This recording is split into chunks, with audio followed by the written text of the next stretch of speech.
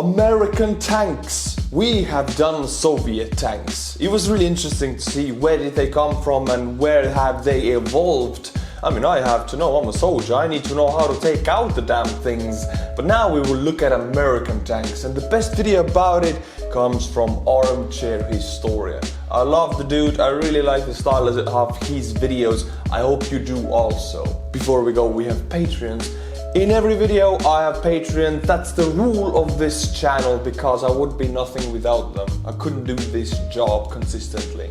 We have Kinji. Thank you, Kinji, for becoming a Patreon. We have Mythic Fool. Well, you might say you're a fool, but you're not a fool. You're supporting my channel. Thank you for it. We have David Pletchacher. Mr. Pletchaker. Thank you for pledging, Mr. Pletchaker. If you want me to read out your name or if you like my videos, then please support the channel. The link is in the description below. Thank you, my friends. World of Warships is a free game and available for PC. The game is a team-based sea battle that requires different strategies and tactics. The game features over 400 historical ships that you can control in beautiful maps and unique living landscapes. You can also customize your ships the way you like or the way it performs best. There are over 44 million players on 5 different classes: destroyers, battleships, cruisers, submarines, and aircraft carriers. Yeah, baby, that's a lot of damage. December is the holiday season and World of Warships will be full of events, fun activities and giveaways. Stay tuned and enjoy. Download World of Warships using the link in the description below. Register into the game through the link given and enjoy a huge starter pack.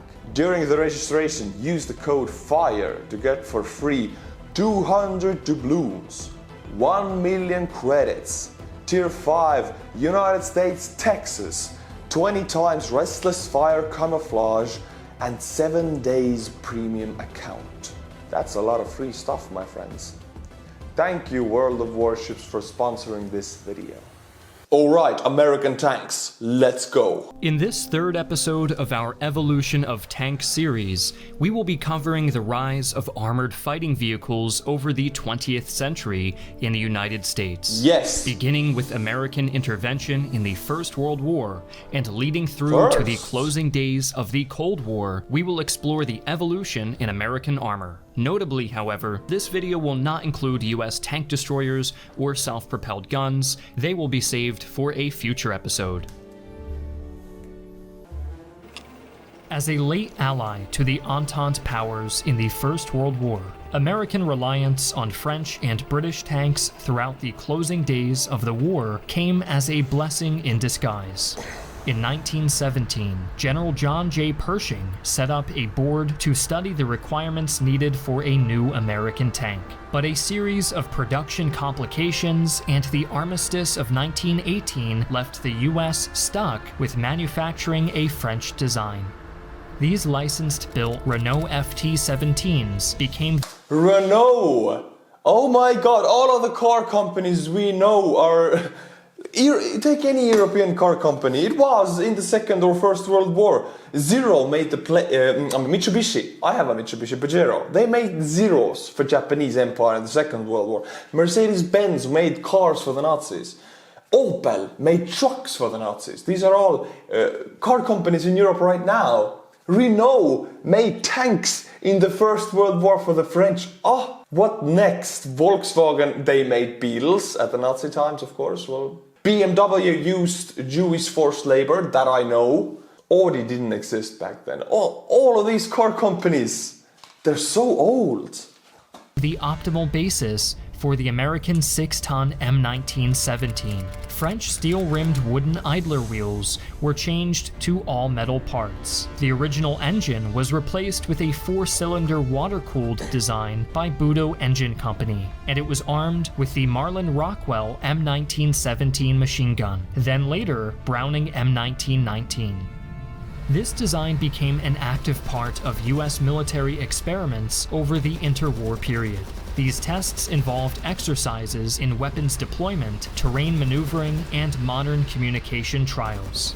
M1917s continued to be used in... As I understand, the first American-made tanks were actually Renault French company designs that America bought or borrowed and then redesigned them a little bit. So they were kind of French tanks made by Americans. That's how I understand it. In training exercises up to the late 1930s before being sold off to neighboring allies in Canada by 1940.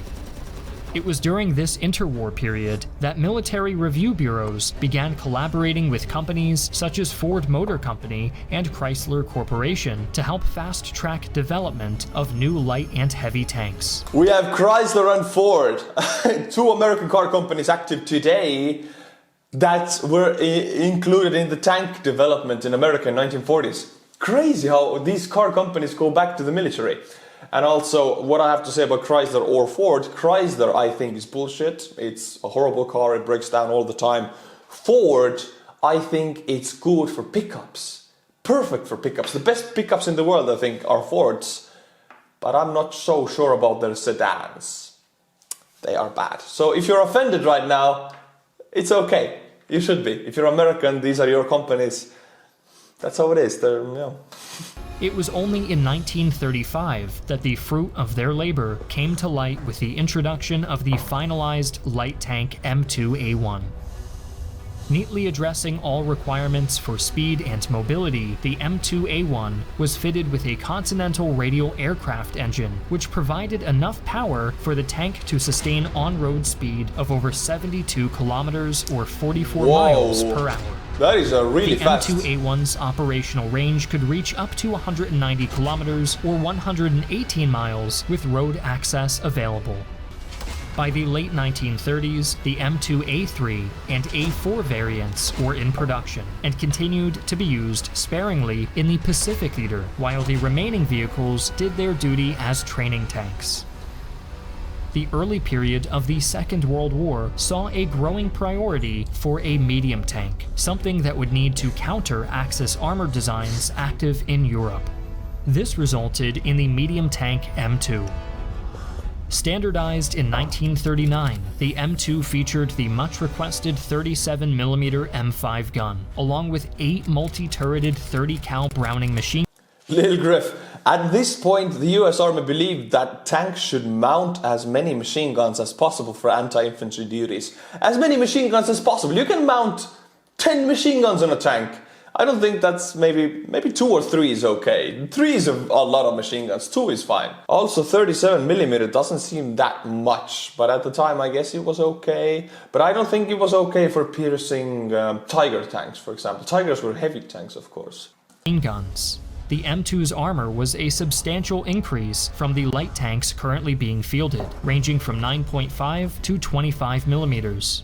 To transport the added weight, a Wright air-cooled radial engine was fitted, allowing for the M2 to reach on-road speeds of 42 kilometers or 26 miles per hour. 42 kilometers per hour, it's really good, really. You don't need any more. But check this out, they have a machine gun in the back. You need a man, you have a machine gun in the front. And then you have a machine gun mounted on the turret. And maybe on the other side you also have machine guns. They have 3 that I can see right now. How many people fit in this tank? Initially, there was a major push to include these tanks in the newly formed armored force under Major General Adna Chaffee in 1940, but the facilities at Rock Island Arsenal were unable to meet the demand. By August 1940, even the M2A1 contract with Chrysler Corporation was cancelled due to the new demand for a tank with a larger armament. Yeah, I think 37mm. If you go into Second World War against Tigers, I mean, they didn't make many. They made only 1,200 Tigers altogether, the Germans. But even the other German tank, the light tank, was, I think, strong enough to take a hit from the 37mm.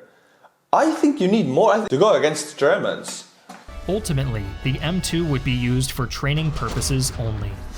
While the American medium tank program floundered, improvements continued to be made in the light class category of tanks with the arrival of the light tank M3, known as the Stuart. While retaining the 37mm gun from the M2A4, the Stuart featured improved armor, With around 4,526 accounted for in total, many of these early production Stuarts. Little Griff, 5 M3 Stuarts were still in active service with the armed forces of Paraguay as of 2016. 2016! Paraguay still used 5 of these tanks. This is crazy. That means they have to be reliable. Otherwise they couldn't last over 50 years or more. Would see themselves shipped off through Lend-Lease programs throughout the war, and even as surplus post-war. US tank development progressed with a renewed sense of urgency after the fall of France in 1940. The success of the German Blitzkrieg proved that a new era of armored warfare had arrived. Armament 75mm, boom, that's what I'm talking about, that's what you need. They went from 37 to 75, that's a huge leap. That's what I would use to go against the Germans. The US needed to adapt or die. With virtually no time for testing, the M3 Lee was quickly pushed into full-scale production. The M3's most important feature was the 75mm M2 and later M3 gun, capable of easily penetrating contemporary German tanks at almost any range. However, the rushed production meant that the gun had to be awkwardly mounted in the hull, while the cramped turret was fitted with a 37mm gun instead. While a true Frankenstein of design, the early production model still managed to produce over 6,200 units. With 6,200 units is a lot, but look at this baby. It is a Frankenstein of a tank. They have a 75mm here, right? They have a 37mm up here. I'm sure this is a machine gun and this is a machine gun, a Browning probably. So this is a very heavily armed tank and it looks hideous, but I'm sure it did the job. Some serving until the very end of the war in the Pacific Theater. Building on lessons learned from the M3, the Ordnance Department quickly moved to create a new tank that could feasibly mount the large 75mm gun in the turret. This was the medium tank M4A1, best known as the Sherman. Okay, this one I've heard about, Sherman tank. Sherman couldn't take on the Tiger tank 1v1, but it could take on any other German tank, except the Mouse, I think. Set in an M34 mount, the same M3 gun used on the Lee could now traverse a full 360 degrees, letting the Sherman engage targets in any direction. By this point, the US had finally abandoned the cult of the machine gun, leaving the M4A1 with just 2 light and 1 heavy MG.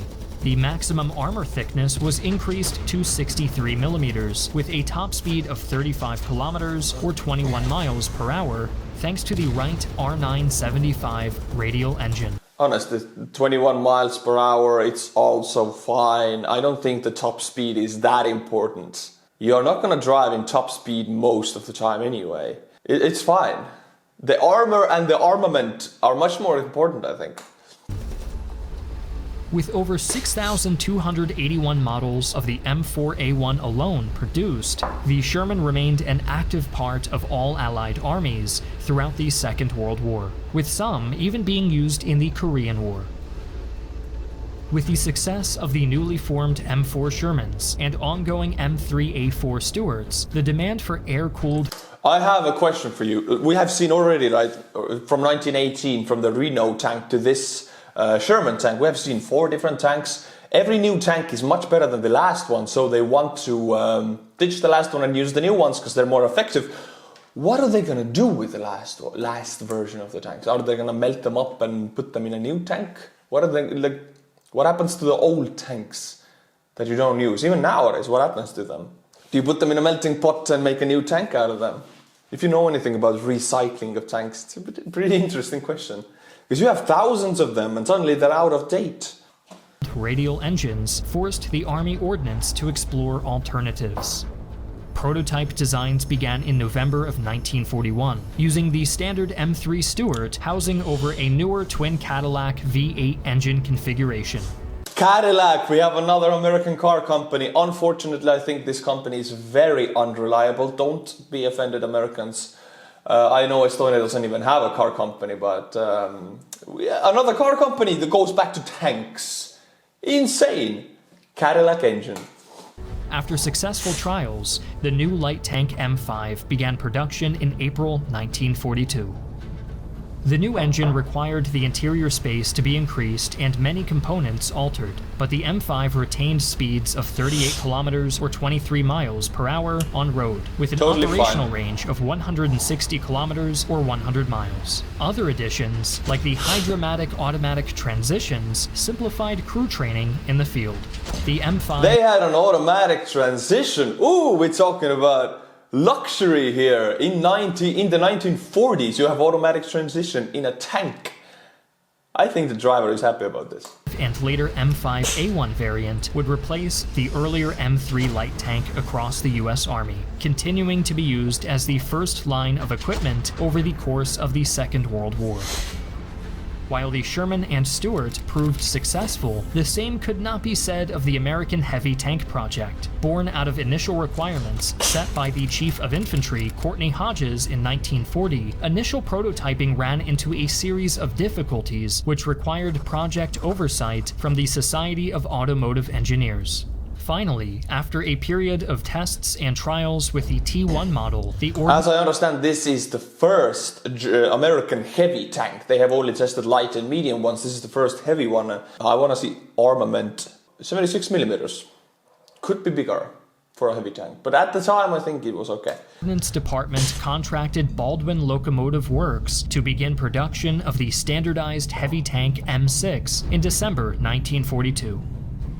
The vehicle was armed with a 3-inch or 76mm M. I gotta say, this one looks good. I like the look of it from the side. It looks massive. 7 gun, alongside a coaxial 37mm gun in the turret, with 2 50 cal and 2 30 cal Browning machine guns. Despite weighing nearly 60 tons and featuring up to 101mm of armor. 60 tons in the 1940s. We have Abrams wearing weighing 70. I think German Leopard tank is weighing 60 tons right now. So we have nowadays medium tanks weighing 60 tons. Back then, to transport this mass, this is a behemoth. I think this could take on the Tiger. The 960 horsepower Wright G200 radial gasoline engine allowed the M6 an on-road speed of 35 kilometers or 21 miles per hour.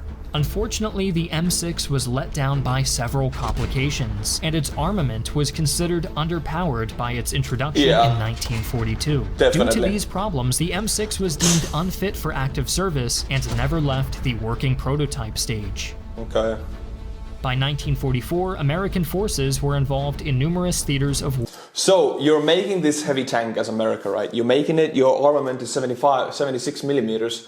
You put a lot of work and a lot of research and scientists into it. You make a working prototype, and as soon as it comes out, it's already obsolete because you need a bigger armament. This is how fast things change in the Second World War. They came out with a brand new tank and it was already obsolete. The armament was too small. Insane. War, having fought in North Africa, the Mediterranean, Western Europe, and the Pacific.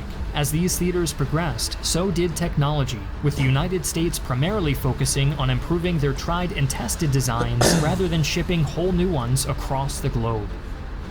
That is what Toyota is doing nowadays. I wish Toyota would be paying me, but I think it's the best car company in the world because they produce reliable cars. And they produce cars that work. And they don't put new things in a car like Mercedes or BMW immediately as they make them, but they make them and then test them for years and then they put them in a car. I like Toyota. It's boring, but it's reliable. Oh boy, I wish they would be paying me for this. With D-Day drawing near, there was a clear need for a heavily armored assault vehicle. Army ground forces in particular were keen to get the ball rolling and suggested the modification of existing designs to better fit the desired role. By March of 1944, the procurement of such a vehicle resulted in the newly designed M4A3E2 Sherman, or Jumbo, as they were unofficially referred to in the field. Based on the M4A3... Let me guess. The armament, 100 millimeters. Ooh. Sherman, the Jumbo featured new armored plates welded to the front hull and side sponsons. The final drive house was also given a new casting, made thicker by a maximum of roughly 140 millimeters. On top of this, the turret's gun shield also had its armor extended to a maximum of 178 millimeters. Little Griff says, while the intention was to mount more powerful 76mm gun, most M1A3E2s were deployed with the more readily available 75mm. Okay, they didn't change the main armament, but they made it heavily more armored, so that was the intention, so it could take more beating and still fight. After production with Fisher Tank Arsenal ended in July 1944, the tanks proved successful in tests at Fort Knox and the Aberdeen Proving Grounds, and were shipped off to the European front by fall. Their effectiveness on the front lines would go on to expand military interest in applying heavier assault tank models for the remainder of the war.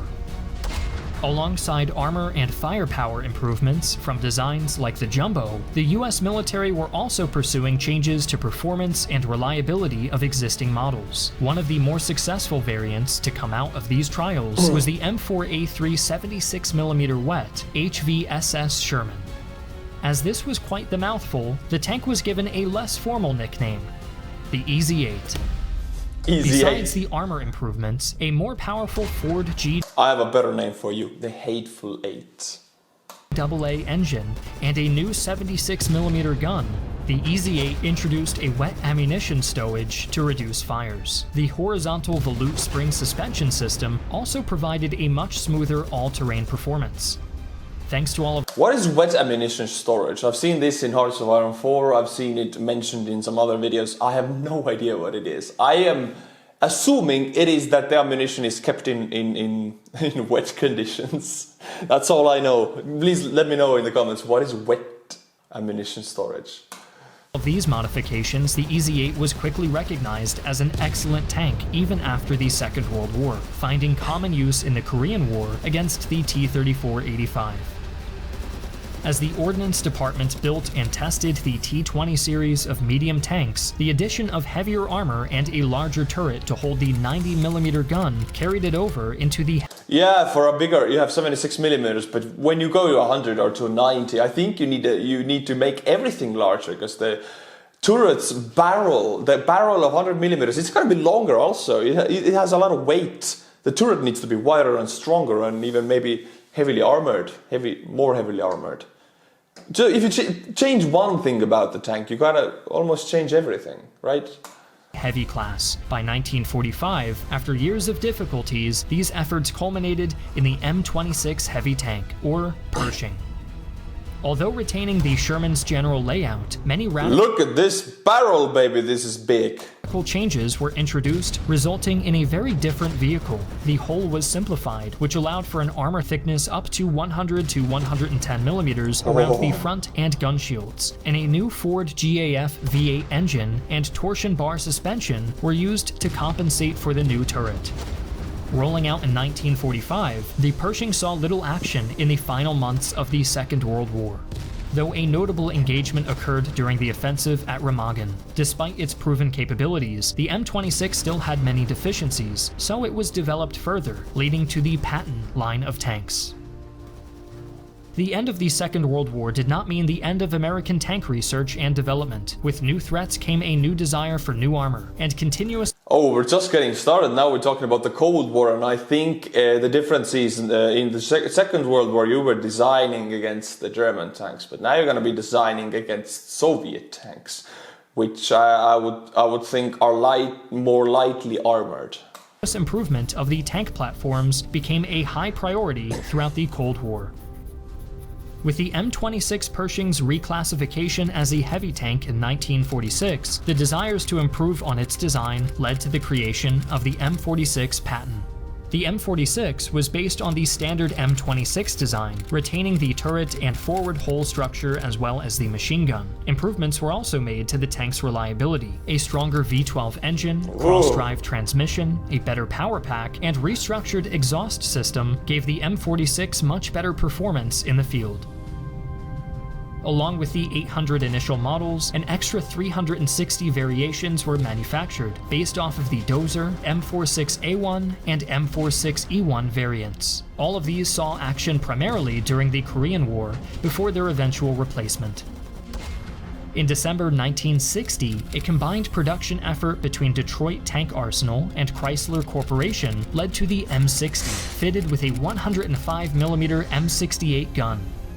The long length of the barrel provided opportunities for engagement over longer distances, and the addition of more modern targeting instruments increased accuracy. The combination of smart design and lighter materials, such as the interchangeable aluminum wheels and the supercharged diesel engine, gave the M60 both impressive speed and a larger operational range. Despite the early model I'm waiting for the time they put turbos on these diesel engines, so you have a V12 diesel engine with a turbo. This tank would be going 0 to 60 miles per hour in 3 seconds or something. 60 carrying their own problems relating to armor and shock absorption, they were still in active service throughout the 1960s and 1970s, serving alongside the M48 and later variant M60s in Vietnam and even the Gulf War. The limitations of the M41 Walker Bulldog left the Ordnance Corps ready to update their light tank capabilities. In 1966, the Allison division of General Motors began building the 100... General Motors! We have Chrysler, we have Ford and Cadillac engines, now we have General Motors, so almost every car company in USA has taken part in tank production. I think General Motors at some point bought the Chrysler company, I'm not sure. 52mm gun launcher armored reconnaissance or airborne assault vehicle designated as the M551 or Sheridan. Its main gun, the 152mm M81, was very technologically advanced but required modifications like a bore event. 151mm, I'm sure at the time when it came out and when it was new, it was like the most heavy armament gun ever on a tank. Evacuator to deal with leftover fumes.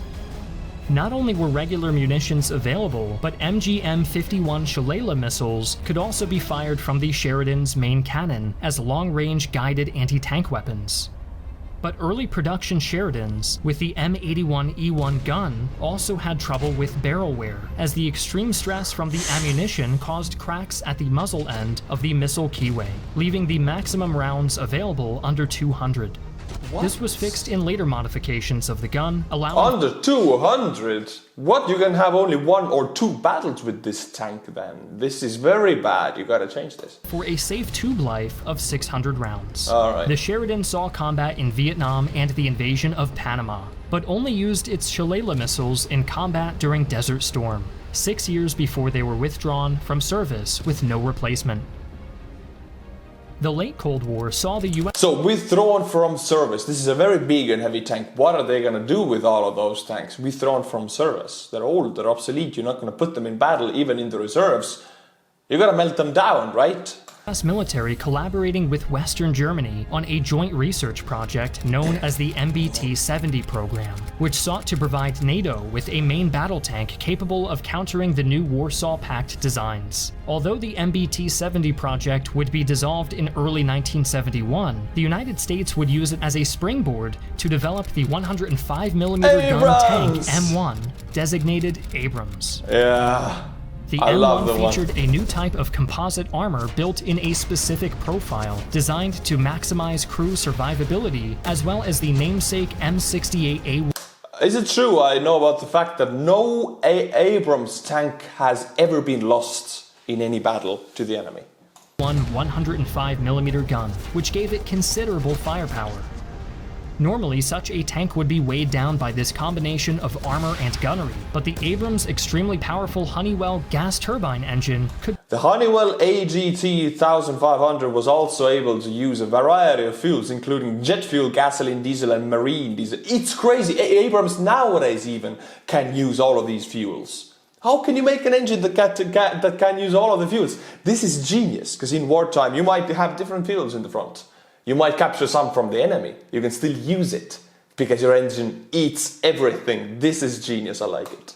It put out 1,500 horsepower, giving the Abrams a maximum cruising speed of 68 kilometers or 42 miles per hour on road. The M1 Abrams rolled out in service in 1980, joining the new era of modern battle tanks emerging throughout the world, similar to the German Leopard and Soviet T-80. As the Cold War reached its final stages, the United States focused its energies on improving and developing the M1 platform. The fall of the Soviet Union in 1991 did little to lessen American interest in tank development, and the M1 remained central to the US military's arsenal. By 1992, a series of existing variants of the original M1 led to the introduction of a heavier variant known as the 120mm gun tank M1A2. Improving over the 71 tons M1A2, that's what it is. 71 tons, that is a heavy tank in the category of heavy tank, and it goes speed 35 kilometers per hour. Well, that is slower, but heavy tanks are slow. But it is a behemoth. M1 Abrams gun, Bring them to the Estonia. M1A2 saw the replacement of an M256 120mm gun, which increased overall weight. Improved internal components, armor, and other combat systems were also included to ensure the tank was kept up to scratch. Outside of general upgrades, the M1A2 also had specific improvements added based on its service, with a major example being the addition of the Tank Urban Survival Kit, which was included for use in the urban conditions of the Middle East. A series of advanced weapon systems were also added over time, like the Crew Remote Operated Weapon System or Continuous Electronic Enhancement Program, all necessary to ensure the effectiveness. What are we talking about? We're talking about remote-controlled machine guns in the 80s? What? Before the digital age? Wow. And crew survivability it was intended for. While initially introduced in 1992, the M1A2 has seen various improvements, leading up to its current M1A2 SEP V3 model. While there have been proposals for an M1A3 variant, a number of delays has led to the M1A2 SEP V4 being the only developmental model ready for testing. Oh, this was cool. Exactly the video I wanted. I've done Soviets now, I've done American. Maybe, is there an Axis tank video? I want to do that. Yep, I see it right here. It is. I'm gonna do the German tanks also if you want to.